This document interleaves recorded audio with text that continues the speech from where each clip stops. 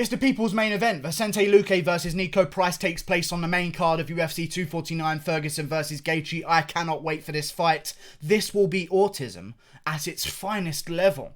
I can't wait for this one. It's going to go one of two ways. There's going to be a complete obliteration from either guy in the first round, or we're going to get an absolute all-out war for 3 rounds. There is no other way this fight can go. Neither one of these men are capable of having boring fights. I don't think it's true. I know we said that about Ngannou versus Derek Lewis, but listen, Derek Lewis has had a few stinkers before then, and Ngannou, unless he lands that KO blow, things seem to be a little bit stale anyway. These guys throw down. They're going to meet in the centre of the octagon, and one of them is going to choose to bully the other one. They're both going to want to bully each other. Only one of them is going to be able to do it, and the other one's going to be looking to re-bully the person who's currently bullying them. It's going to be back and forth. I can't wait for this one. If there was a person who could always pull off an underdog win, it is Niko Price.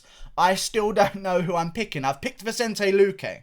I'm going to try and get to the bottom of things throughout this video, live on the spot, and you can see where my thoughts go. I like Luque's performance against Stephen Wonderboy Thompson. I feel like a lot of people came away from that thinking, oh, Wonderboy dominated him. I don't know about that one, guys. Other than the droppings of Wonderboy giving to Luque when he side kicked him to the face, dropped him with a punch as well and beat him up on the ground. That fight was pretty damn close. Luque was coming forward, landing a lot of leg kicks, landing a lot of big shots in the first round as well. Even had Wonderboy rocked in the first round. If Wonderboy didn't drop Luque, that's a close fight. I know Wonderboy was landing a little bit more than Luque, but Jesus Christ, that was a very close fight. Luque did very well. I didn't expect him to do that well whatsoever. I thought Wonderboy was going to get out of there with no fight happening whatsoever and just pick apart Luque from the outside. I think that's what you have to do to beat Luque, though. Volume, keep something in his face, and stay away from him. Bryan Barberena did the same thing.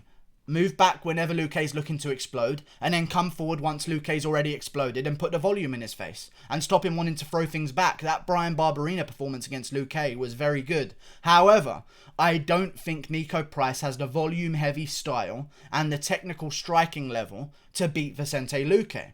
I don't think this is going to work if Niko Price is going to come out there and land and throw heavy haymakers over and over and over again and look for a perfect KO punch. I don't think it's going to be there for him to land. I really do. I think the best way to beat Luque is to stay in his face, keep away from him when he's looking to engage, and then once he's let loose his explosion, get in his face, put some pressure on him and put some volume on him as well. That's what Wonderboy and Barberena were able to do, but even still, Luque was able to beat Barberena. It shows you that that power that he has stays true into the third round.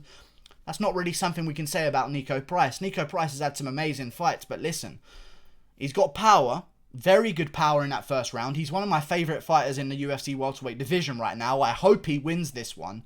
Please, Niko Price, do this one for us MMA fans. We're all rooting for you right now. I just don't think it's going to happen. I think Luque's going to learn a lot from his performance against Wonderboy. It showed that he can hang at the top level of the sport. I mean, Wonderboy is never ranked where he should be, in my opinion. He still holds a win over Masvidal, who's at number 3, and Wonderboy's at number 5. How does that make any fucking sense whatsoever? It happened like 2 years ago. Either way, I think Luque's going to come out there and be too technical for Price. I think he's going to throw a lot of leg kicks, a lot of volume, back Niko Price up, which often is not a good thing to do. I think it's going to work out for Vicente Luque. He doesn't have a weak chin. He's never been KO'd before. I like his chances. Niko Price hits hard and hits from weird angles. He's very hard to pick against Niko Price. However, I would only be picking him if he had an iron chin. That's something you can't say about Niko Price. He does get hit, and when he does get hit, he does get rocked as well. Does he thrive in that chaos of being hurt and having a guy coming after him? Yes. But the fact of the matter is, if you're getting hit and rocked by guys like Tim Means, I mean, Tim Means rocked Niko Price all around the octagon in that first round. He was smashing up Niko Price, destroying him. And then Price finds that one shot out of nowhere. Even James Vick was looking to have some success before Niko Price hit him with that hook kick from the bottom. It was just the heel kick from the bottom, sorry. It's just like, you never know what's going to happen when Niko Price gets in the octagon. He's the most autistic guy in MMA. You don't know. You can get in there, it's going to be absolutely beautiful, and he's going to completely annihilate someone, or he's going to get completely beat the shit out of and find some shot out of nowhere that becomes a fucking KO of the year for some reason. I don't know how he keeps doing it, but he keeps on doing it. Or he just completely gets destroyed in the first round, and it doesn't go his way. I think that Luque's got this one in the bag. I think he's fought better level of opponents. And I think that the power-heavy style of Vicente Luque is not going to work. A guy who tried the same approach in Derek Krantz of swinging big bombs and coming forward kind of worked on Vicente Luque, but he covers up well. I've looked at some of his fights. I've noticed that when Luque gets rocked, he reacts in a very positive way, shells up, looks for his moment to get out of the situation, looks for his chance to reverse, and gets himself back in the fight. I don't think that Price is going to be able to KO Luque stiff. I really don't. As much as I would love to see it because I love Niko Price, I'm not willing to bet on it happening. I'm not willing to bet on it happening because in order to KO someone stiff, you have to leave yourself open to be KO'd yourself. And Luque ain't one of these guys with pillow hands. If he lands on you, he's going to KO you. You know? That's what happens. Ask Brian Barberena. It took him 3 rounds of absolute warfare with a lot of close moments in the fight where he could have maybe finished it or could have maybe even been finished. However, eventually he finds the right shot and he gets things done. Even against Jarlin Turner. Jarlin Turner, a weird rangy guy for the division. Coming in, an awkward guy who throws a lot of awkward shots. Luque plays none of that shit, waits for his moment, finds the KO shot in the first round. He can deal with a reach disadvantage. He can deal with a wild opponent. We've seen that happen multiple times in his career. The technicians are the ones that put him in his place. And that's not what Niko Price is. Stephen Wonderboy Thompson. Brian Barberena is not the most technical guy in the world, but in that fight with Luque, he was the best I've ever seen him. So maybe that was just his golden night, where he was actually at his peak performance ever, and he showed a lot of great technique and a lot of good combos as well.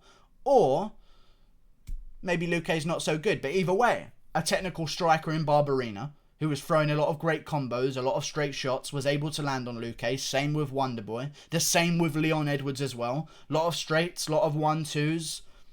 A lot of technical striking, no mistakes made, very clean work from Leon Edwards as well against Luque. Niko Price doesn't have that style. His style requires war. Wonderboy's doesn't, Leon Edwards' doesn't. If you require war from Luque to get a win,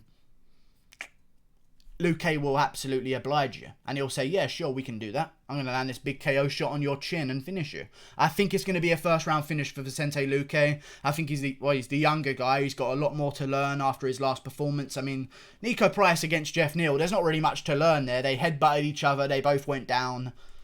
Jeff Neal woke up first and got on top. Really? I mean, that's all it was. There wasn't much to learn there. And when you have those performances where things just don't go your way, it can actually be bad for you.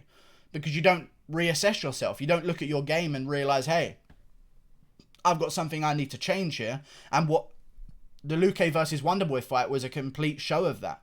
Luque needs to fix some things. Here's where I can be beaten. I'm going to fix those things as a young man coming into my prime, looking to make a statement, and I think he can bounce back against Niko Price. One thing I will say, this is a better fight than both men originally had. Bigger names matched up against each other. Niko Price was going to take on Muslim Salikov.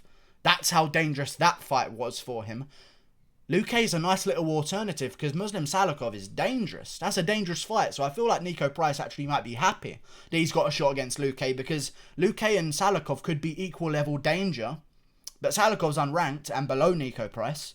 And Vicente Luque has a ranking spot that Niko Price wants to move up the rankings. Perfect time for Price to get this fight. And for Luque, who was going to be fighting Randy Brown, a more technical striker than Niko Price, this is a better matchup for Luque as well. Both men should be thanking the gods that they have had this switch up of opponent and had each other instead. However, Price just doesn't have the style to beat Luque. He could catch him on the chin.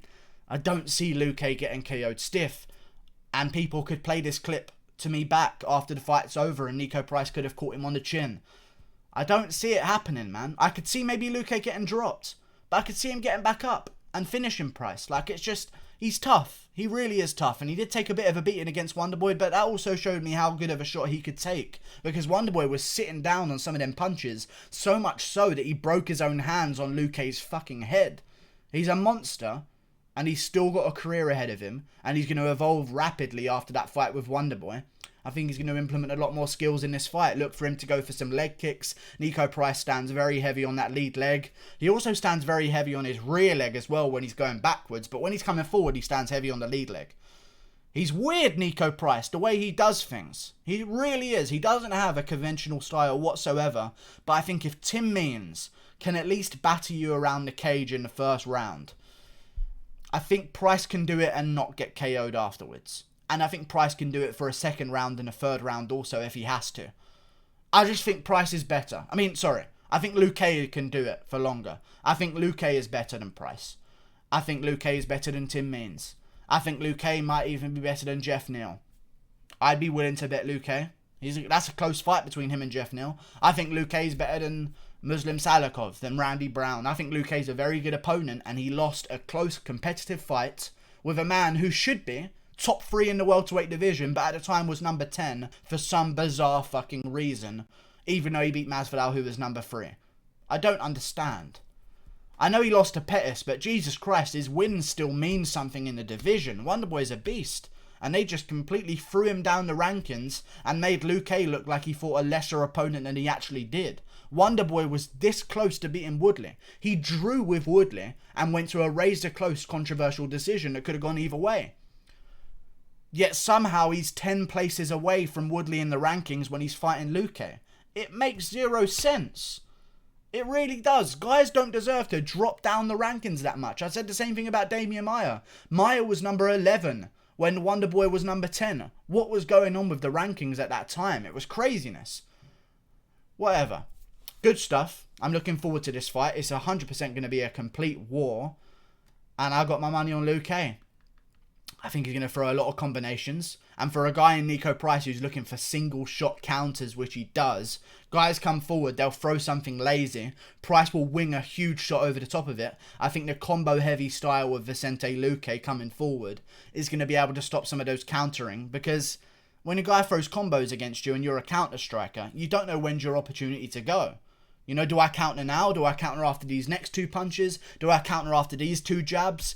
When a guy's throwing single shots against you, it's very easy to counter against. But when a guy throws combos, like Nate Diaz was doing against Conor McGregor, it can throw off your timing a little bit. One thing that Eddie Alvarez was doing so wrong in the fight against McGregor was throwing single shots. Niko Price is looking for you to throw a single shot. Luque's not going to do that. He's going to wade forward. He's going to throw a lot of combinations. And he's going to chop away at the legs of Niko Price. And I don't know how good Price's cardio is. So, yeah, we'll see how that one goes for him. But Price ain't gonna KO Luque. I want him to really badly, because I want Price to go on and win, and maybe even see a rematch between him and Jeff Neal. That would be a fun fight, or maybe see Niko Price if he wins this one versus maybe a. Let me find a name out of maybe a Robbie Lawler would be an amazing fight. There's fights to make in this division. Maybe a Niko Price versus Santiago Ponzinibbio. I'm tempted to pick Niko Price. I'm not going to do it. He's not juicy enough of an underdog. I'm going with the safe bet of Luque. He'll get the job done. Like and subscribe. Thank you for watching. Click that button there. I'll see you later. Goodbye.